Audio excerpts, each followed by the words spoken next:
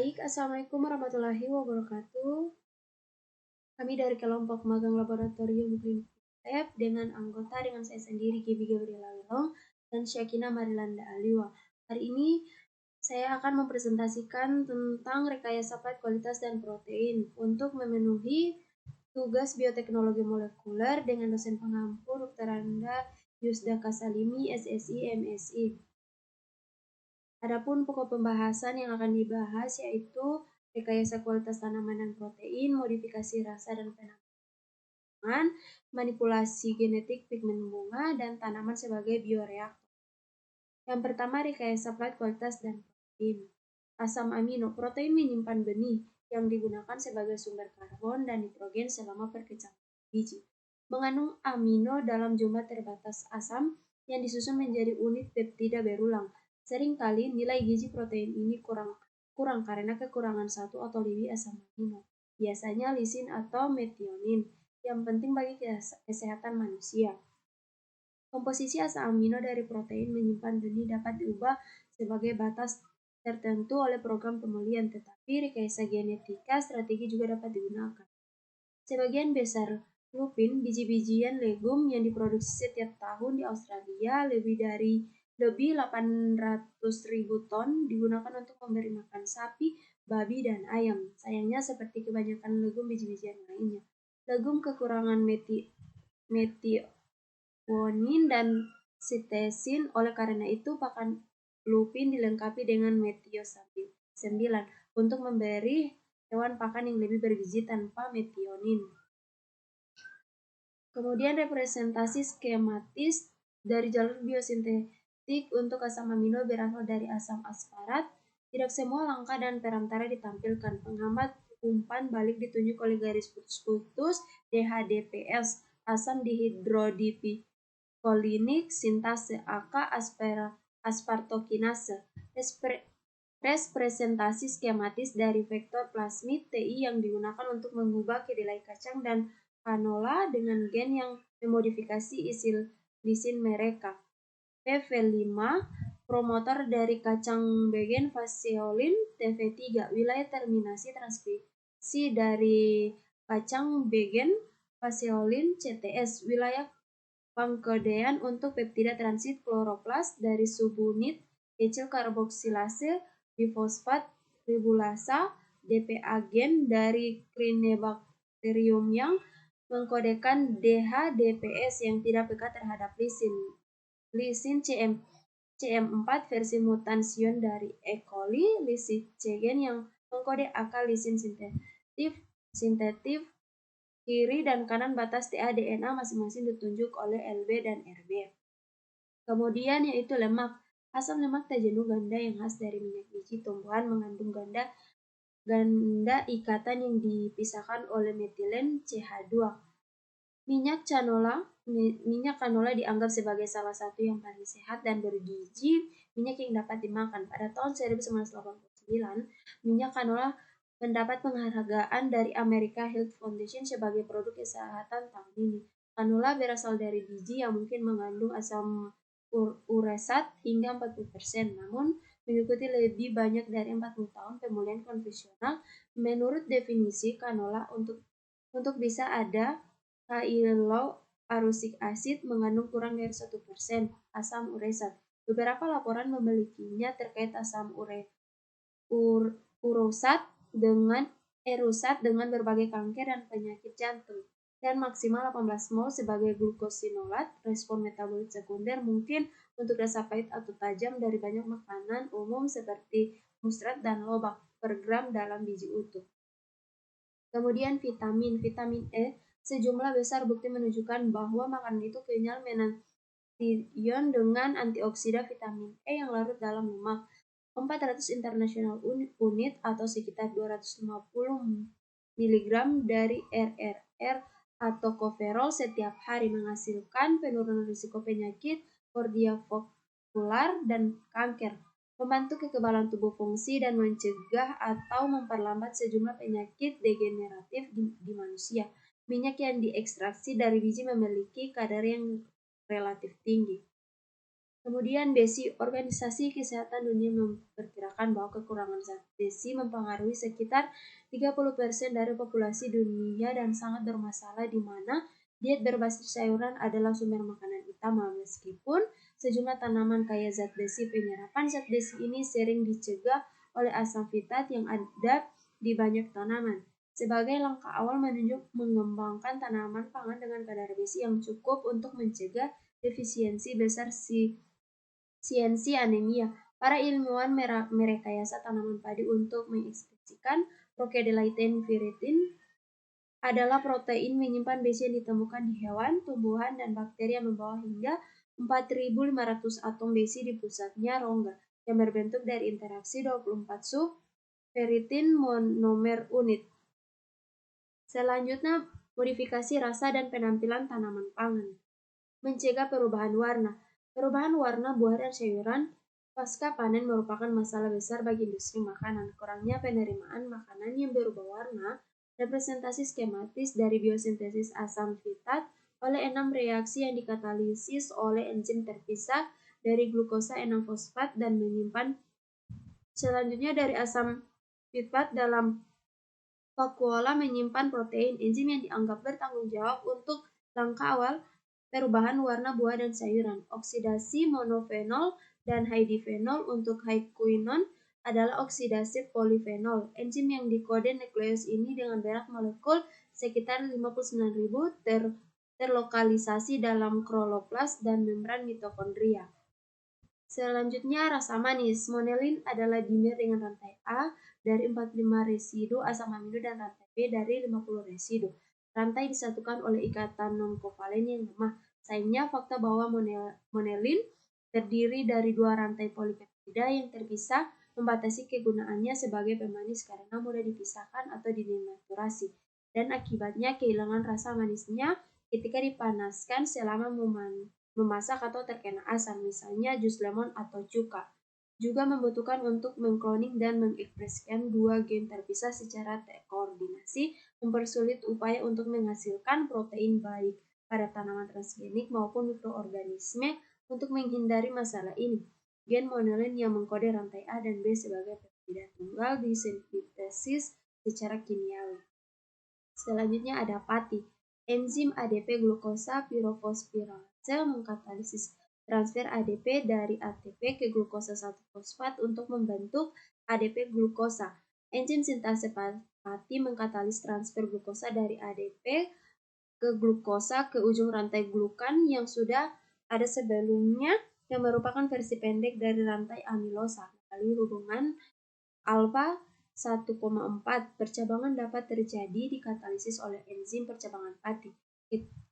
Ketika dua rantai glukan bergabung dengan ikatan alfa 1,6 untuk menghasilkan kentang dengan persentase amilosa yang tinggi dan persentase amilopektin yang rendah. Tanaman ditransformasi dengan menggunakan atumefasien dengan versi antisensi dari enzim percabangan pati di bawah kendali transkripsi promotor 35S pada lini transgenik yang menunjukkan hanya sekitar 1% dari jumlah normal aktivitas enzim percabangan pati. Fraksi amilosa meningkatkan dari sekitar 28% menjadi 60 hingga 89% kandungan pati. Selanjutnya, manipulasi genetik pigmentasi bunga. Pigmen bunga dan merupakan konstituen utama dalam bunga orange, merah, ungu, dan biru. Mereka disintesis dari asam amino fenilalanin melalui serangkaian reaksi yang dikatalisis oleh enzim. Warna bunga ditentukan oleh substitusi rantai samping kimia dan struktur kimia yang berbeda. Dengan turunan cyanidin menghasilkan lebih banyak warna merah dan turunan dilpinidin menghasilkan lebih banyak warna biru. Selain itu, tanaman terkadang mengandung flavonoid dan karotenoid, dan kombinasi keduanya menghasilkan berbagai warna yang terlihat di alam. Selanjutnya ada tanaman sebagai bioreaktor. Tanaman mudah tumbuh dan dapat menghasilkan biomasa yang cukup besar. Dengan mempertimbangkan fitur-fitur ini, penelitian telah dilakukan untuk menentukan apakah tanaman transgenik dapat digunakan untuk produksi protein dan bahan kimia komersial. Tidak seperti bakteri rekombinan yang ditumbuhkan dalam bioreaktor besar, suatu proses yang membutuhkan personel yang sangat terlatih dan peralatan yang mahal. Tanaman dapat diproduksi relatif murah oleh pekerja yang kurang terampil. Selain itu, ketika protein yang dimaksud untuk menggunakan manusia diproduksi di tanaman transgenik, ada penurunan risiko kontaminasi virus mamalia yang signifikan dibandingkan dengan protein yang diproduksi di sel hewan yang tumbuh dalam kultur. Pada akhirnya, rintangan terbesar yang harus diatasi dalam produksi protein asing pada tanaman adalah pemurnian produk transgen dari massa jaringan tanaman dalam skala laboratorium. Tumbuhan telah digunakan untuk memproduksi antibodi monoklonal dan pigmen antibodi polimer polihidroksibutirat yang dapat digunakan untuk membuat bahan seperti plastik yang dapat terurai secara hati dan jumlah agen terapeutik potensial. Selanjutnya, tanaman sebagai bioreaktor. Tanaman mudah tumbuh dan dapat menghasilkan biomassa yang cukup besar. Dengan mempertimbangkan fitur-fitur ini, penelitian telah dilakukan untuk menentukan apakah tanaman transgenik dapat digunakan untuk memproduksi protein dan bahan kimia komersial, tidak seperti bakteri rekombinan yang ditumbuhkan dalam bioreaktor besar, suatu proses yang membutuhkan personel yang sangat terlatih dan peralatan yang mahal. Tanaman dapat diproduksi relatif murah oleh pekerja yang kurang terampil. Selain itu, ketika protein yang dimaksud untuk penggunaan manusia diproduksi di tanaman transgenik, ada penurunan risiko kontaminasi virus mamalia yang signifikan dibandingkan dengan protein yang diproduksi di sel hewan yang tumbuh dalam kultur. Pada akhirnya, rintangan terbesar yang harus diatasi dalam produksi protein asing pada tanaman adalah pemurnian produk transgen dari massa jaringan tanaman.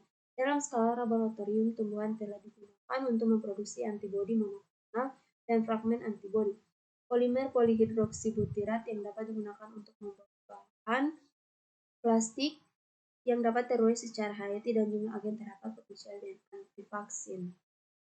Kemudian antibodi, produksi antibodi dan fragmen antibodi pada tanaman transgenik memiliki beberapa keunggulan potensial dibandingkan sintesisnya dalam sel mikroba rekombinan. Misalnya, transformasi tumbuhan umumnya menghasilkan integrasi DNA asing yang stabil ke dalam genom tumbuhan, sementara sebagian besar mikroorganisme ditransformasikan dengan plasmid yang dapat hilang selama fermentasi skala besar atau berkepanjangan. Selain itu, pemrosesan dan perakitan protein asing pada tumbuhan mirip dengan yang ada di sel hewan, sedangkan bakteri tidak mudah memproses, merakit, atau memodifikasikan protein eukariotik pasca translasi. Selain itu, tanaman tidak mahal untuk ditanam dalam skala besar dan produksinya tidak dibatasi oleh kemampuan fermentasi. Diperkirakan harganya sekitar 5.000 per gram untuk menghasilkan antibodi dari sel hibridoma dalam kultur, 1.000 per gram untuk menghasilkan antibodi dari bakteri transgenik, dan 10 hingga 100 per gram untuk menghasilkan antibodi dari tanaman transgenik. Kemudian ada polimer. Memproduksi polimer asam 3-hidroksibutirat yang digunakan dalam sintesis plastik biodegradable melalui fermentasi bakteri membutuhkan biaya yang mahal. Akibatnya, penelitian telah dilakukan untuk menentukan apakah polimer dapat diproduksi dengan biaya lebih rendah pada tanaman. Pada bakteri seperti Caligenis eutropus, asam 3-dihidroksibutirat disintesis dari asetil koenzim A dalam 3 langkah yang dikatalis oleh 3 enzim masing-masing dari 3 gen biosintesis asam 3-hidroksibutirat digabungkan menjadi fragmen DNA yang mengkode peptida transit kloroplas dari subunit kecil karboksilase bifosfat kacang polong ribulosa dan ditempatkan di bawah kendali transkripsi dari promotor virus musik kembang Col 35S. Kemudian vaksin yang dapat dimakan. Representasi skematis tentang bagaimana vaksin yang dapat dimakan menghasilkan respon kekebalan terhadap antigen dari agen infeksius. Antigen yang tertelan yang diekspresikan sebagai bagian dari tanaman berikan dan diambil oleh sel M yang ada di lapisan usus dan kemudian diteruskan ke sel lain dalam sistem kekebalan, termasuk makrofag dan sel B. Makrofag menampilkan bagian antigen ke sel T helper yang pada gilirannya merespon dan mengeluarkan molekul kecil yang mengaktifkan sel B untuk mensintesis dan melepaskan antibodi yang dapat menetralkan antigen. Bismillahirrahmanirrahim. Assalamualaikum warahmatullahi wabarakatuh. Perkenalkan, nama saya Syakina Marilanda Aliwa, NIM 4424216. Baiklah, saya akan memperjelaskan materi tentang hewan transgenik, pengembangan dan dampaknya. Apa itu hewan transgenik? Secara ilmiah, hewan transgenik merupakan hewan yang diinjeksi dengan DNA dari hewan lain. Jadi, hewan transgenik mengandung sisipan gen asing di dalam gen tubuhnya sendiri. Dalam presentasi ini, kita akan membahas tentang langkah-langkah proses pembuatan hewan transgenik, 5 dampak positif dan 5 dampak negatif dari pembuatan hewan transgenik, dan hasil atau contoh hewan transgenik. Baiklah, kita masuk pada langkah-langkah pembuatan hewan transgenik. Hewan transgenik dikembangkan dengan 3 cara, yaitu yang pertama, mikroinjeksi DNA, yang kedua, transfer gen dengan media retrovirus, yang ketiga, transfer gen dengan media sel cangkokan embrionik. Baiklah, kita masuk pada langkah-langkah pembuatan hewan transgenik. Yang pertama, dengan mikroinjeksi DNA. Mikroinjeksi DNA dilakukan dengan melakukan injeksi langsung gen terpilih yang diambil dari anggota lain dalam spesies yang sama ataupun yang berbeda ke dalam pronukleus ovum yang telah dibuahi. Adapun langkah-langkahnya, sel telur yang telah dihasilkan dari proses subrepulasi dan fertilisasi in vitro injeksi dengan gen asing. Yang kedua, untuk mempertahankan posisi sel telur digunakan tabung kecil. Yang ketiga, proses injeksi larutan yang berisi kopi gen asing atau transgen ke dalam pronukleus betina dilakukan dengan menggunakan jarum yang sangat halus. Yang keempat, selanjutnya sel telur diintroduksikan ke oviduk betina pengganti atau induk angkat. Ini adalah contoh gambar langkah-langkah pembuatan hewan transgenik dengan mikroinjeksi DNA. Baiklah, kita masuk pada langkah-langkah pembuatan hewan transgenik dengan transgenik gen dengan media retrovirus. Langkah-langkahnya, yang pertama, transfer gen menggunakan retrovirus sebagai vektor. Kemudian, menginjeksikan DNA ke dalam sel inang. Yang ketiga, DNA dari retrovirus berintegrasi ke dalam genom untuk bekerja. Di sini ada gambar langkah-langkah pembuatan hewan transgenik dengan transfer gen dengan media retrovirus. Selanjutnya, langkah-langkah pembuatan hewan transgenik dengan cara transfer gen dengan media sel cangkokan embrionik. Adapun langkah-langkahnya, yang pertama, transfer gen dengan media sel cangkokan embrionik diaplikasikan dengan menggunakan sekuensi DNA yang diharapkan muncul ke dalam kultur in vitro sel cangkokan embrionik. Yang kedua, sel cangkokan dapat menjadi organisme lengkap. Yang ketiga, sel kemudian berikatan dalam embrio pada tahap perkembangan blatosit. Yang keempat, blatosit kemudian diimplantasi ke induk angkat sehingga dihasilkan keturunan chimera. Yang kelima, untuk mendapatkan keturunan yang homozigot dilakukan perkawinan secara berulang-ulang antara sesama keturunan chimera. Di sini ada gambar langkah-langkah pembuatan hewan transgenik dengan proses transfer gen dengan media sel cangkokan embrionik. Selanjutnya kita masuk pada dampak positif dan negatif pembuatan hewan transgenik. Adapun dampak positif, yang pertama, manfaat ekonomi dihasilkan hewan yang memiliki karakter yang diharapkan, misalnya kuat, lebih sehat, sehingga meningkatkan hasil pertanian. Yang kedua, untuk pengobatan manusia mendapatkan protein farmasetik untuk insulin yang diproduksi dari air susu hewan ternak. Yang ketiga, mempelajari model perkembangan suatu penyakit manusia. Yang keempat, produksi bahan baku untuk produksi bermanfaat bagi industri, misalnya benang sutra. Yang kelima, mempelajari rekayasa gen, ekspresi gen, dan perkembangan hewan mamalia. Selanjutnya kita masuk pada dampak negatif. Yang pertama, memiliki dampak buruk bagi hewan yang dilibatkan, misalnya insiden kesulitan lahir dan kehilangan perinatal yang lebih tinggi. Yang kedua, potensi pergeseran gen hewan. Yang ketiga, potensi pergeseran ekologi karena gangguan adaptasi terhadap alam. Yang keempat, potensi mudah diserang penyakit karena gen yang lemah. Yang kelima, potensi erosi plasma nutfah hewan yang memberikan ancaman bagi eksistensi hewan ternak. Di sini ada gambar hasil-hasil pembuatan hewan transgenik. Di sini ada gambar hasil-hasil pembuatan hewan transgenik.